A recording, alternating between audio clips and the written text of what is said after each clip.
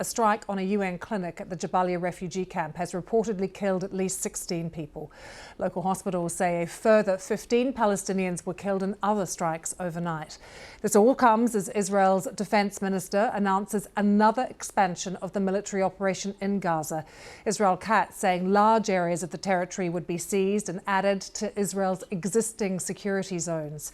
And let's just show you as well now Israeli National Security Minister Itamar Ben-Gvir. Very inflammatory, this visit this morning. He is visiting the Al-Aqsa compound, and that happened a few hours ago. We're starting to get response as well from Hamas, just talking about how inflammatory this is. He walked out of Israeli Prime Minister Benjamin Netanyahu's right-wing coalition back in January over the Gaza ceasefire deal.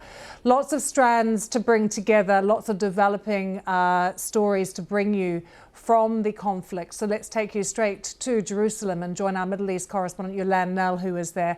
Firstly, Yolande, what are we hearing from Jabalia and the strike on a UN clinic? Well, what we were told by the local hospital is that at least 19 people were killed in an Israeli strike on that building in Jabalia in the north of the Gaza Strip that was being used as a shelter for displaced people.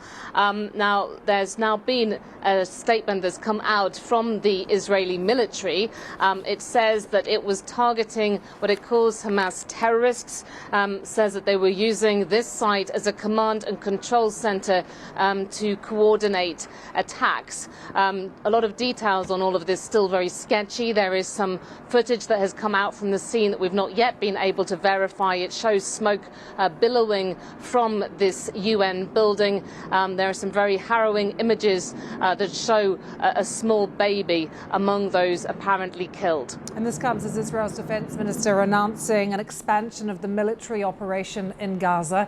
Can you explain what that will mean for people there, Yolande?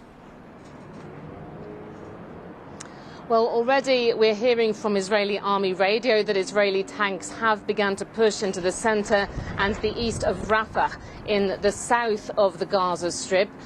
This came after the Israeli defense minister put out this statement, really sort of adding to the impression that a major ground offensive was looming. And he's saying that large areas of Gaza will be seized and added to what Israel calls its security zones, and warned that this will involve large-scale evacuations of the population. Already we had seen this week, the UN says 140,000 people being told to flee from the area of Rafah, told to go to Al-Muwasi, this sprawling tented camp on the coast, and that, as well as other evacuation orders for the north as well, is really adding to the feelings of great uncertainty on the ground, the deteriorating situation, because of course it's also a month today since Israel closed all crossings for aid going into Gaza, and that is leading to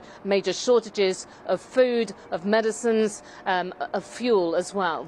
The other story to bring our viewers as well, Yolande, just in the past 2 minutes or so, Hamas has responded to this visit by Itamar Ben-Gvir to the Al-Aqsa mosque, saying it is a dangerous escalation, and we've just had pictures through of that visit as well. Can you explain how inflammatory this visit was?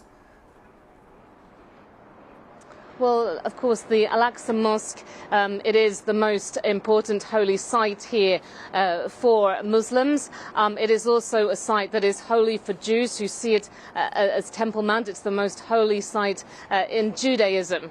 But this is coming at the end of the major Eid al-Fitr Islamic festival. It's something that has happened repeatedly with Itamar Ben-Gvir, this real firebrand far-right minister, in his position, responsible for national security, that he has gone along escorted by large numbers of police forces, wanting to show that Israel does have control over this site. It was captured, of course, by Israel in 1967 in the Middle East War.